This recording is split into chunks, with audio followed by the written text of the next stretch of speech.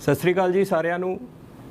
ਆ ਪਿੱਛੇ ਜਿਹੜਾ ਕੋਵਿਡ ਦੇ ਕੇਸਿਸ ਨੂੰ ਲੈ ਕੇ ਜਿਹੜਾ ਆਪਾਂ ਟ੍ਰੈਂਡ ਦੇਖ ਰਹੇ ਹਾਂ ਉਹ ਪੂਰੇ ਭਾਰਤ ਦੇ ਵਿੱਚ ਵੀ ਵਧ ਰਿਹਾ ਹੈ। ਪੰਜਾਬ ਦੇ ਵਿੱਚ ਵੀ ਹੁਣ ਕੇਸਿਸ ਵਧ ਰਹੇ ਨੇ ਤੇ ਸਿਮਿਲਰਲੀ ਜਲੰਧਰ ਦੇ ਵਿੱਚ ਵੀ ਕੇਸਿਸ ਹੁਣ ਜ਼ਿਆਦਾ ਆ ਰਹੇ ਸੀਗੇ ਤੇ ਇਹਦੇ ਵਿੱਚ ਮੈਂ ਦੇਖ ਰਿਹਾ ਥੋੜਾ ਪਬਲਿਕ ਦੇ ਵਿੱਚ ਪੈਨਿਕ ਵੀ ਹੈਗਾ ਤੇ ਉਹਦੇ ਲਈ ਮੈਂ ਆਪ ਜੀ ਨਾਲ ਕੁਝ ਇੰਪੋਰਟੈਂਟ ਗੱਲਾਂ ਸਾਂਝੀਆਂ ਕਰਨਾ ਚਾਹੁੰਦਾ ਕਿ ਪਿੱਛੇ ਸਾਡੀ ਜਿਹੜੀ ਹੈ ਸਟੇਟ ਲੈਵਲ ਤੇ ਸਾਡੇ ਮੈਡੀਕਲ ਐਕਸਪਰਟਸ ਨਾਲ ਜਿਹੜੀ ਮੀਟਿੰਗ ਹੋਈ ਹੈ ਉਹਦੇ ਵਿੱਚ ਸਾਨੂੰ ਕਾਫੀ ਕਲੀਅਰ ਨਿਰਦੇਸ਼ ਦਿੱਤੇ ਗਏ ਨੇ ਕਿ ਆਪਾਂ ਸਾਰਿਆਂ ਨੇ ਪੋਜ਼ਿਟਿਵ ਕੇਸਿਸ ਨੂੰ ਲੈ ਕੇ ਨਹੀਂ ਘਬਰਾਉਣਾ ਹੈ ਕਿਉਂਕਿ ਪੋਜ਼ਿਟਿਵ ਕੇਸਿਸ ਜਦੋਂ ਵੀ ਐਪੀਡੈਮਿਕ ਦਾ ਟ੍ਰੈਂਡ ਇੱਕ ਵਾਰ ਵੱਧਦਾ ਹੈ ਤਾਂ ਪੋਜ਼ਿਟਿਵ ਕੇਸਿਸ ਤਾਂ ਆਣਗੇ।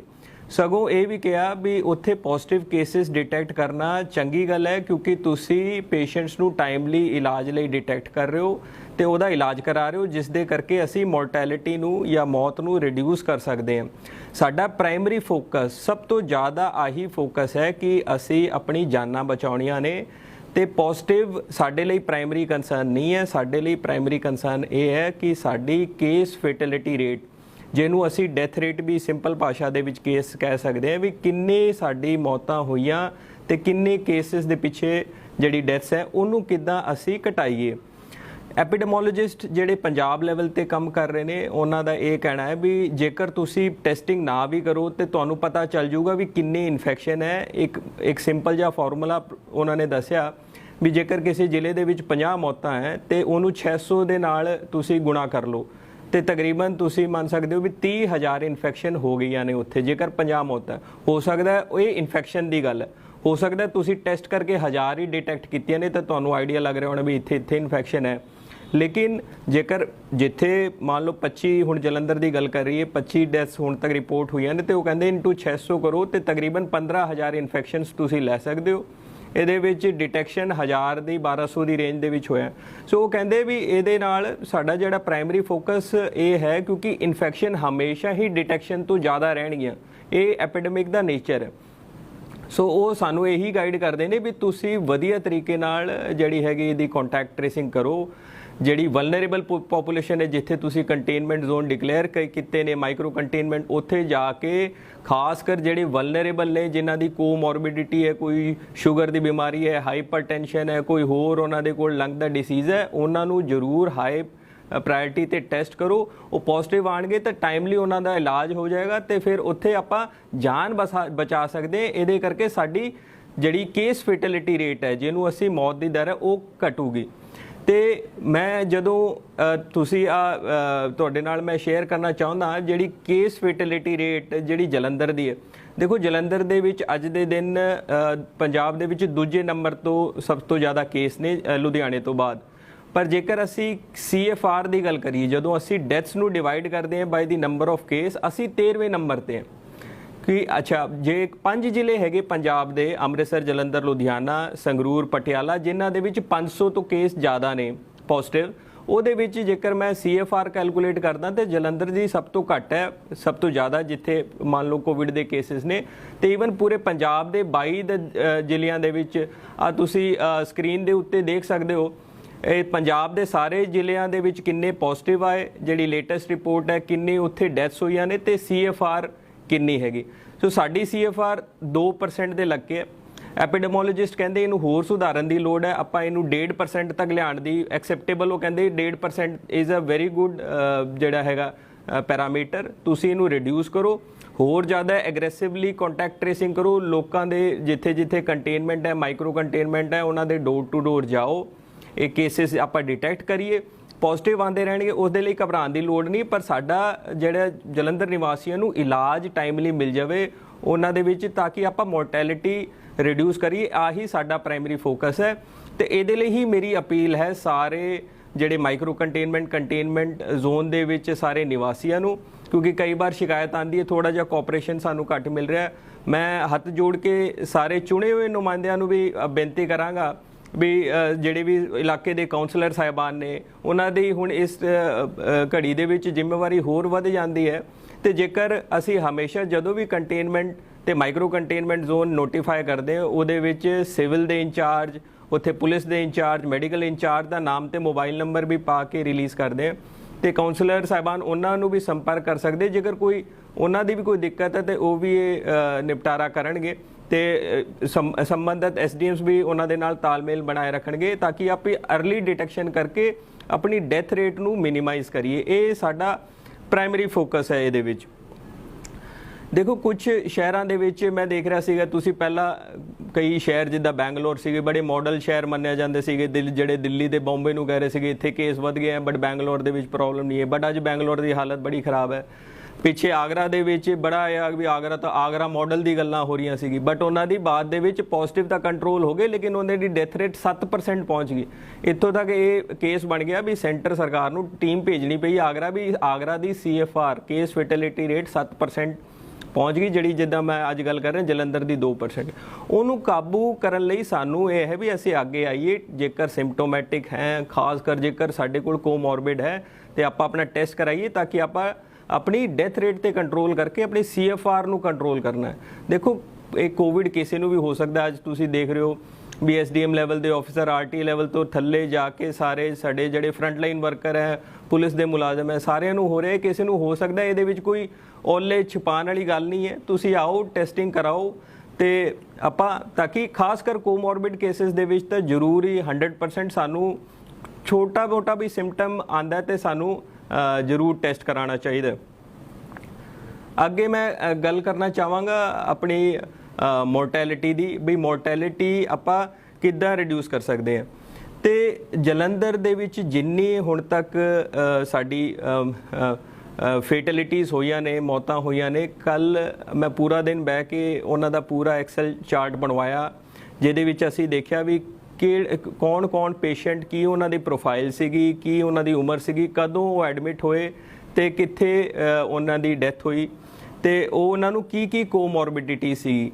ਤੇ ਸਭ ਤੋਂ ਜ਼ਿਆਦਾ ਜਿਹੜਾ ਉੱਥੇ ਨਿਕਲ ਕੇ ਆਇਆ 24 ਪੇਸ਼ੈਂਟਸ ਦਾ ਅਸੀਂ ਐਨਾਲਿਸਿਸ ਜਿਹੜਾ ਕੀਤਾ, ਉਹਦੇ ਵਿੱਚ ਸਭ ਤੋਂ ਜ਼ਿਆਦਾ ਸ਼ੂਗਰ ਜਿਹੜੀ ਹੈ ਉਹ 24 ਪੇਸ਼ੈਂਟਸ ਦੇ ਵਿੱਚੋਂ 15 ਪੇਸ਼ੈਂਟਸ ਨੂੰ ਸ਼ੂਗਰ ਦੀ ਪ੍ਰੋਬਲਮ ਸੀਗੀ, ਡਾਇਬੀਟੀਜ਼ ਦੀ ਪ੍ਰੋਬਲਮ ਸੀਗੀ। ਸੋ ਖਾਸ ਕਰ ਮੈਂ ਇਹ ਚਾਹਾਂਗਾ ਵੀ ਜਿਹੜੇ ਵੀ ਇਸ ਇਲਾਕਿਆਂ ਦੇ ਵਿੱਚ ਜਿੱਥੇ ਮਾਈਕਰੋ ਕੰਟੇਨਮੈਂਟ ਜ਼ੋਨ ਹੈ, ਤੁਹਾਨੂੰ ਲੱਗਦਾ ਹੈ ਵੀ ਕੋਈ ਸਿੰਪਟਮ ਆ ਰਹੇ ਹੈ ਸ਼ੂਗਰ ਦੇ, ਤੁਸੀਂ ਮਰੀਜ਼ ਹੋ ਤਾਂ ਜ਼ਰੂਰ ਇਹ ਚੈੱਕ ਕਰਾਓ। ਹਾਈਪਰਟੈਂਸ਼ਨ ਦੇ ਉਹਨਾਂ ਦੇ ਵਿੱਚ 8 ਮਰੀਜ਼ ਸੀਗੇ ਜਿਨ੍ਹਾਂ ਨੂੰ ਹਾਈ BP ਦੀ ਆਪਾਂ ਸਮੱਸਿਆ ਕਹਿ ਸਕਦੇ ਹਾਂ। ਤੇ ਉਸ ਤੋਂ ਇਲਾਵਾ ਜਿਨ੍ਹਾਂ ਨੂੰ ਦੋਨੋਂ ਹਾਈਪਰਟੈਂਸ਼ਨ ਤੇ ਸ਼ੂਗਰ, ਉਹ ਵੀ ਸਾਡੇ 5 ਮਰੀਜ਼ ਸੀਗੇ। ਸੋ ਇਹ ਕਾਊਂਟਿੰਗ ਦੇ ਵਿੱਚ ਉਹ 5 ਪੇਸ਼ੈਂਟਸ ਨੂੰ ਹਾਈਪਰਟੈਂਸ਼ਨ ਵੀ ਸੀਗੀ ਤੇ ਸ਼ੂਗਰ ਸੀਗੀ। ਤੇ ਉਸ ਤੋਂ ਇਲਾਵਾ ਵੀ ਕੁਝ ਮਰੀਜ਼ਾਂ ਨੂੰ ਕਿਡਨੀ ਦਾ ਡਿਸੀਜ਼, ਲਿਵਰ ਦਾ ਕੈਂਸਰ ਦੀ ਪ੍ਰੋਬਲਮ ਜਾਂ ਫਿਰ ਲੰਗਸ ਦੀ ਪ੍ਰੋਬਲਮ, ਟਿਊਬਰਕਲੋਸਿਸ ਜਾਂ ਸਾਹ ਲੈਣ ਦੀ ਹੋਰ ਤਕਲੀਫ, ਇਸ ਟਾਈਪ ਦੀ ਪ੍ਰੋਬਲਮ ਹੈ। ਤੁਸੀਂ ਆ ਸਕਰੀਨ ਤੇ ਵੀ ਦੇਖ ਸਕਦੇ ਹੋ ਕਿ ਵੱਖ-ਵੱਖ ਜਿਹੜਾ ਐਨਾਲਿਸਿਸ ਦੇ ਵਿੱਚ ਇਹਦੇ ਵਿੱਚ ਕਾਊਂਟ ਹੋ ਸਕਦਾ 24 ਤੋਂ ਵੱਧ ਜਾਵੇ, ਕਿਉਂਕਿ ਜਿਨ੍ਹਾਂ ਨੂੰ ਮਲਟੀਪਲ ਸੀਗੀ ਉਹ ਸੈਪਰੇਟਲੀ ਕਾਊਂਟ ਹੋਈ ਹੋਈ ਹੈ ਤੇ ਕਈਆਂ ਨੂੰ ਮਲਟੀਪਲ ਵੀ ਸੀਗੀ, ਇਸ ਕਰਕੇ ਇਹ ਜਿਹੜਾ ਕਾਊਂਟ 24 ਤੋਂ ਜ਼ਿਆਦਾ ਨਜ਼ਰ ਆਊਗਾ। ਬਟ ਇਹ ਕੋਮੋਰਬਿਡਿਟੀ ਸੀਗੀ ਜਿਹਦਾ ਦਾ ਅਸੀਂ ਐਨਾਲਿਸਿਸ ਕਰ ਰਹੇ ਹਾਂ।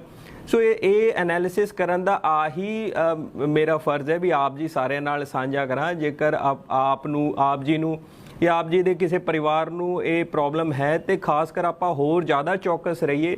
ਕਈ ਵਾਰ ਇਹ ਕੋਮੋਰਬਿਡਿਟੀ ਹੁੰਦੀ ਹੈ ਫਿਰ ਵੀ ਆਪਾਂ ਸਿੰਪਟਮਸ ਨੂੰ ਲਾਈਟਲੀ ਲੈ ਲੈਂਦੇ ਆ। ਦੇਖੋ ਇੰਡੀਆ ਦੇ ਵਿੱਚ ਹਰ ਥਾਂ ਤੇ ਸੈਲਫ ਮੈਡੀਕੇਸ਼ਨ ਦਾ ਇੱਕ ਕਲਚਰ ਹੈ, ਆਪਾਂ ਸਿੰਪਟਮਸ ਨੂੰ ਇਗਨੋਰ ਕਰ ਦਿੰਦੇ ਆ। ਤੇ ਖਾਸ ਕਰ ਮੇਰੀ ਆ ਬੇਨਤੀ ਹੈ ਵੀ ਜੇਕਰ ਤੁਹਾਡੇ ਇਹ ਅੰਡਰਲਾਈਨ ਕੋਮੋਰਬਿਡਿਟੀ ਹੈ ਐਂਡ ਤੁਹਾਨੂੰ ਫਲੂ ਲਾਈਕ ਸਿੰਪਟਮ ਹੁੰਦੇ ਆ, ਕੋਈ ਸੋਰ ਥਰੋਟ, ਖਾਂਸੀ ਵਗੈਰਾ, ਤੇ ਤੁਸੀਂ ਸੈਲਫ ਮੈਡੀਕੇਸ਼ਨ ਤੋਂ ਬਜਾਏ ਖਾਸ ਕਰ ਕੋਮੋਰਬਿਡ ਕੇਸਿਸ ਦੇ ਵਿੱਚ ਜ਼ਰੂਰ ਰਿਪੋਰਟ ਕਰੋ। ਕਿਉਂਕਿ ਇਹਦੇ ਵਿੱਚ ਮੈਂ ਦੇਖ ਰਿਹਾ ਹਾਂ ਕਿ ਜਿਹੜੇ ਮਰੀਜ਼ ਜਿਸ ਦਿਨ ਐਡਮਿਟ ਹੋਏ ਆ ਤੇ ਡੈਥ ਦੇ ਵਿੱਚ ਜਿਹੜਾ 24 ਮਰੀਜ਼ ਜਿਸ ਦਾ ਐਵਰੇਜ ਟਾਈਮ ਹੈ ਉਹ 4.5 ਦਿਨ ਦਾ ਹੈ, ਕਿ ਮਤਲਬ ਜਿਸ ਦਿਨ ਉਹਨਾਂ ਨੂੰ ਕੋਵਿਡ ਡਿਟੈਕਟ ਹੋਇਆ ਤੇ ਜਿਸ ਦਿਨ ਉਹਨਾਂ ਦੀ ਮੌਤ ਹੋ ਗਈ ਉਹ 4.5 ਦਿਨ ਦਾ ਸਮਾਂ ਹੈ।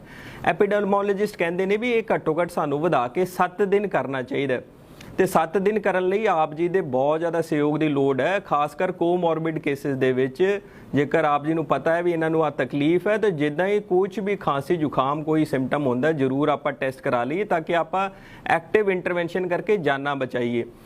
ਤੇ ਇਹ ਮੈਂ ਅਪੀਲ ਕਰਨਾ ਚਾਹੁੰਦਾ। ਇਹਦੇ ਵਿੱਚ ਇਹ ਵੀ ਮੈਂ ਕਨਫਿਊਜ਼ਨ ਕਲੀਅਰ ਕਰਨਾ ਚਾਹੁੰਦਾ। ਕਈ ਵਾਰ ਆਪਾਂ ਸੋਚਦੇ ਹਾਂ ਵੀ ਜਲੰਧਰ ਦਾ ਕੋਈ ਮਰੀਜ਼ DMC ਦਾਖਲ ਹੋਇਆ, ਉੱਥੇ ਡੈਥ ਹੋ ਗਈ, ਤਾਂ ਵੀ ਉਹ ਜਲੰਧਰ ਦੇ ਹੀ ਵਿੱਚ ਹੀ ਅਕਾਊਂਟ ਹੋਣੀ ਹੈ। ਤਾਂ ਜਦੋਂ ਵੀ ਪੇਸ਼ੈਂਟ ਕਈ ਵਾਰ ਇਹ ਵੀ ਆਂਦਾ ਵੀ ਅੰਮ੍ਰਿਤਸਰ ਕੋਈ ਜਿੰਨੇ ਵੀ ਪੇਸ਼ੈਂਟ ਬਾਹਰ ਤੋਂ ਆਉਂਦੇ ਨੇ ਜਦੋਂ ਉਹਨਾਂ ਦੀ ਡੈਥ ਹੁੰਦੀ ਹੈ ਤਾਂ ਉਹ ਅੰਮ੍ਰਿਤਸਰ ਦੇ ਖਾਤੇ ਦੇ ਵਿੱਚ ਉਹੀ ਬੋਲਣਗੇ ਜਿਹੜੇ ਅੰਮ੍ਰਿਤਸਰ ਦੇ ਰੈਜ਼ੀਡੈਂਟ ਹੋਣਗੇ। ਜੇਕਰ ਕੋਈ ਜਲੰਧਰ ਦਾ ਮਰੀਜ਼, ਪਠਾਨਕੋਟ ਦਾ ਮਰੀਜ਼ ਅੰਮ੍ਰਿਤਸਰ ਜਾਂਦਾ ਹੈ ਤੇ ਉਹ ਪਲੇਸ ਆਫ ਡੋਮਿਸਾਈਲ ਤੇ ਹੀ ਕਾਊਂਟ ਹੁੰਦਾ, ਤਾਂ ਕਿ ਆਪਾਂ ਨੂੰ ਪਤਾ ਚੱਲ ਸਕੇ ਕਲੀਅਰਲੀ ਵੀ ਕਿੱਥੇ ਐਪੀਡੈਮਿਕ ਕਿੰਨਾ ਫੈਲਿਆ ਹੋਇਆ ਹੈ ਤੇ ਕਿੰਨਾ ਇਹਦਾ ਮਾਰ ਹੈ। ਤੇ ਇਹੀ ਸਭ ਤੋਂ ਜ਼ਿਆਦਾ ਇੰਪੋਰਟੈਂਟ ਆਹੀ ਮੈਂ ਗੱਲ ਬਾਰ-ਬਾਰ ਐਮਫਸਾਈਜ਼ ਕਰਨਾ ਚਾਹਨਾ ਕਿ ਆਪਾਂ ਕੋਮੋਰਬਿਡ ਪੇਸ਼ੈਂਟ ਜਿੱਥੇ ਇਹ ਬਿਮਾਰੀਆਂ ਕਿਸੇ ਪੇਸ਼ੈਂਟ ਨੂੰ ਆਲਰੇਡੀ ਹੈ ਉਹਨਾਂ ਦਾ ਸਭ ਤੋਂ ਟੌਪ ਮੋਸਟ ਪ੍ਰਾਇੋਰਟੀ ਤੇ ਰੱਖਿਆ ਜਾਵੇ। ਖਾਸ ਕਰ 60 ਸਾਲ ਦੇ ਉੱਤੇ ਬਜ਼ੁਰਗਾਂ ਦਾ ਬਹੁਤ ਖਿਆਲ, ਕੋਮੋਰਬਿਡ ਤੇ 60 ਸਾਲ ਤੋਂ ਉੱਤੇ ਦਾ ਬਹੁਤ ਜ਼ਿਆਦਾ ਖਿਆਲ ਰੱਖਿਆ ਜਾਵੇ। ਇਹ ਕੋਮੋਰਬਿਡ ਕੇਸਿਸ ਤੇ ਖਾਸ ਕਰ ਆਪਾਂ ਬਹੁਤ ਜ਼ਿਆਦਾ ਫੋਕਸ ਕਰਾਂਗੇ ਤੇ ਆਪਾਂ ਅਰਲੀ ਡਿਟੈਕਸ਼ਨ ਨਾਲ ਜਾਨ ਬਚਾ ਸਕਦੇ ਹਾਂ। ਸਾਡਾ ਡੋਰ ਟੂ ਡੋਰ ਸਰਵੇ ਚੱਲ ਰਿਹਾ ਹੈ, ਉਹਦੇ ਵਿੱਚ ਆਸ਼ਾ ਵਰਕਰ ਜਾਂਦੀਆਂ ਨੇ, ਪਲੀਜ਼ ਉਹਨਾਂ ਨੂੰ ਪੂਰਾ ਸਹਿਯੋਗ ਦਿਓ। ਉਹ ਆਪਣੇ ਆਪ ਨੂੰ ਰਿਸਕ 'ਚ ਪਾ ਕੇ ਵੀ ਆਪ ਜੀ ਦੇ ਕੋਲ ਜਾ ਕੇ ਟੈਸਟ ਲੈ ਲਈ ਉਹ ਆਗੇ ਆ ਰਹੇ। ਕਈ ਵਾਰ ਸਹਿਯੋਗ ਘੱਟ ਮਿਲ ਰਿਹਾ, ਮੈਂ ਬੇਨਤੀ ਕਰਨਾ ਚਾਹਾਂਗਾ ਸਾਰਿਆਂ ਨੂੰ ਵੀ ਉਹ ਸਹਿਯੋਗ ਪੂਰਾ ਮਿਲੇ। ਖਾਸ ਕਰ ਇਹ ਜਿਹੜੀ ਮੈਂ ਕੋਮੋਰਬਿਡਿਟੀਜ਼ ਗਿਣਾਈਆਂ ਨੇ, ਸਾਡੀ ਹੈਲਥ ਡਿਪਾਰਟਮੈਂਟ ਨਾਲ ਜਦੋਂ ਮੀਟਿੰਗ ਹੁੰਦੀ ਹੈ ਉੱਥੇ ਵੀ ਸਿਵਲ ਸਰਜਨ ਮੈਡਮ ਨਾਲ ਤੇ ਸਾਰਿਆਂ ਨਾਲ ਇਹੀ ਗੱਲ ਹੁੰਦੀ ਹੈ ਵੀ ਜਦੋਂ ਆਪਾਂ ਡੋਰ ਟੂ ਡੋਰ ਸਰਵੇ ਕਰ ਰਹੇ ਹਾਂ, ਆਪਾਂ ਕੋਈ ਸਿੰਪਟੋਮੈਟਿਕ ਕੇਸ ਜਿਨ੍ਹਾਂ ਨੂੰ ਕੋਈ ਤਕਲੀਫ ਹੈ, ਫਲੂ ਲਾਈਕ ਸਿੰਪਟਮ ਹੈ, ਉਹਨਾਂ ਨੂੰ ਆਪਾਂ ਕੱਢ ਰਹੇ ਹਾਂ ਤੇ ਉਹਨਾਂ ਦੇ ਵਿੱਚ ਵੀ ਟੌਪ ਮੋਸਟ ਪ੍ਰਾਇੋਰਟੀ ਸਭ ਤੋਂ ਪਹਿਲਾਂ ਕੋਮੋਰਬਿਡ ਵਿਦ ਸਿੰਪਟਮਸ ਨੂੰ ਲਓ, ਉਸ ਤੋਂ ਬਾਅਦ ਕੋਮੋਰਬਿਡਿਟੀਜ਼ ਵਾਲਿਆਂ ਨੂੰ ਲਓ ਤੇ ਉਸ ਤੋਂ ਬਾਅਦ ਆਪਾਂ ਜਿਹੜੇ ਹੈਗੀ ਹੋਰ ਕੈਟੇਗਰੀਜ਼ ਨੂੰ ਲਈਏ ਜਿਹੜੀ ਯੰਗ ਹੈ ਤੇ ਵਿਦਆਊਟ ਸਿੰਪਟਮਸ ਹੈ। ਇਹ ਸਿੰਪਟੋਮੈਟਿਕ ਕੇਸਿਸ ਵੀ ਆ ਰਹੇ ਨੇ ਪਰ ਸਭ ਤੋਂ ਟੌਪ ਮੋਸਟ ਪ੍ਰਾਇੋਰਟੀ ਹੈ ਸਾਡੀ ਕੋਮੋਰਬਿਡਿਟੀਜ਼ ਵਾਲਿਆਂ ਨੂੰ ਟੈਸਟ ਕਰਕੇ ਜਾਨ ਬਚਾਉਣ ਲਈ। ਸੋ ਇਹਦੇ ਵਿੱਚ ਮੈਂ ਬਾਕੀ ਜਿਹੜੇ ਉੱਥੇ ਇਲਾਕਿਆਂ ਦੇ ਵਿੱਚ ਕਈ ਵਾਰ ਕੈਮਿਸਟ ਵੀ ਕੋਈ ਮੈਡੀਸਿਨ ਲੈ ਕੇ ਜਾਂਦੇ ਹੈ, ਕੋਈ ਹੋਰ ਲੋਕਲ ਪ੍ਰੈਕਟੀਸ਼ਨਰ ਉੱਥੇ ਕਲੀਨਿਕ ਦੇ ਵਿੱਚ, ਕੋਈ ਆਯੁਰਵੈਦਿਕ ਦੇ ਡਾਕਟਰ ਉਹ ਵੀ ਹੈ। ਕਈ ਕੇਸ ਕਈ ਵਾਰ ਉਹ ਮੈਡੀਕੇਸ਼ਨ ਦੇ ਵਿੱਚ ਥੋੜ੍ਹਾ ਜਿਹਾ ਉਹ ਵੀ ਮੈਂ ਬੇਨਤੀ ਕਰਾਂਗਾ ਉਹ ਧਿਆਨ ਰੱਖਣ ਵੀ ਉਹਨਾਂ ਨੂੰ ਲੱਗਦਾ ਕਿਸੇ ਨੂੰ ਤਕਲੀਫ ਹੈ ਤਾਂ ਜ਼ਰੂਰ ਉਹ ਪੇਸ਼ੈਂਟ ਨੂੰ ਰੈਫਰ ਕਰ ਦਿਓ, ਕਿਉਂਕਿ ਆਪਾਂ ਡਿਲੇ ਨਾ ਕਰੀਏ। ਡਿਲੇ ਇਹਦੇ ਵਿੱਚ ਇਹ ਬਿਮਾਰੀ ਟਾਈਮ ਨਹੀਂ ਦਿੰਦੀ ਹੈ ਜੀ। ਜਦੋਂ ਇਸ ਬਿਮਾਰੀ ਦੇ ਖਾਸ ਕਰ ਕੋਮੋਰਬਿਡ ਸਿੰਪਟਮਸ ਦੇ ਵਿੱਚ ਤੁਹਾਨੂੰ ਜੇਕਰ ਸਾਹ ਲੈਣ ਦੀ ਤਕਲੀਫ ਵਗੈਰਾ ਆ ਜਾਈ, ਉਸ ਤੋਂ ਬਾਅਦ ਤੁਹਾਡੇ ਕੋਲ ਸਿਰਫ 2-3 ਦਿਨ ਦਾ ਸਮਾਂ ਬੜਾ ਮੁਸ਼ਕਿਲ ਨਾਲ ਮਿਲਦਾ ਹੈ। ਤੇ ਇਸ ਕਰਕੇ ਆਪਾਂ ਕੋਮੋਰਬਿਡ ਕੇਸਿਸ ਦੇ ਵਿੱਚ ਜਿੱਥੇ ਹੋਰ ਬਿਮਾਰੀਆਂ ਸ਼ੂਗਰ, ਹਾਈਪਰਟੈਂਸ਼ਨ ਦੀ ਹੈ, ਬਜ਼ੁਰਗ ਹੈ ਪੇਸ਼ੈਂਟ, ਤੇ ਉਹਦੇ ਵਿੱਚ ਬਿਲਕੁਲ ਵੀ ਆਪਾਂ ਰਿਸਕ ਨਾ ਲਈਏ। ਇਮੀਡੀਏਟਲੀ ਆਪਾਂ ਸਰਕਾਰੀ ਹਸਪੀਟਲ, ਕਿਉਂਕਿ ਸਾਡੇ ਸਰਕਾਰੀ ਹਸਪਤਾਲਾਂ ਦੇ ਵਿੱਚ 22 ਸੈਂਟਰ ਬਣੇ ਗਏ ਨੇ, ਸਾਰੇ ਹਸਪੀਟਲਸ ਦੇ ਵਿੱਚ ਸੈਂਪਲਿੰਗ ਹੋ ਰਹੀ ਹੈ, ਫ੍ਰੀ ਸੈਂਪਲਿੰਗ ਹੋ ਰਹੀ ਹੈ ਤੇ ਇਮੀਡੀਏਟਲੀ ਟੈਸਟ ਕਰਾ ਕੇ ਆਪਾਂ ਐਡਮਿਟ ਹੋਈਏ। ਤੇ ਸਾਡਾ ਵੀ ਪੂਰਾ ਹੁਣ ਇਸ ਟਾਈਮ ਆਹੀ ਫੋਕਸ ਲੱਗਿਆ ਹੋਇਆ ਵੀ ਪ੍ਰਾਈਵੇਟ ਸੈਕਟਰ ਨੂੰ ਵੀ ਕਿੱਦਾਂ ਅਸੀਂ ਹੋਰ ਉਹਨਾਂ ਦੀ ਕੈਪੈਸਿਟੀ ਵਧਾਈਏ, ਪਿੰਮਸ ਨੂੰ ਵੀ ਔਨ ਬੋਰਡ ਲੈ ਕੇ ਆਈਏ ਤਾਂ ਕਿ ਆਪਣਾ ਕੋਈ ਇਲਾਜ ਪੱਖੋਂ ਵੀ ਕੋਈ ਵਾਂਝਾ ਨਾ ਰਹੇ, ਕਿ ਇਸ ਟਾਈਪ ਦੀ ਭਵਿੱਖ ਦੇ ਵਿੱਚ ਵੀ ਬੈੱਡ ਸ਼ਾਰਟੇਜ ਦੀ ਪ੍ਰੋਬਲਮ ਨਾ ਹੋਵੇ। ਤਾਂ ਇਸੇ ਸਹਿਯੋਗ ਦੇ ਨਾਲ ਮੈਂ ਆਪ ਜੀ ਦਾ ਲਾਸਟ ਦੇ ਵਿੱਚ ਧੰਨਵਾਦ ਕਰਦਾ।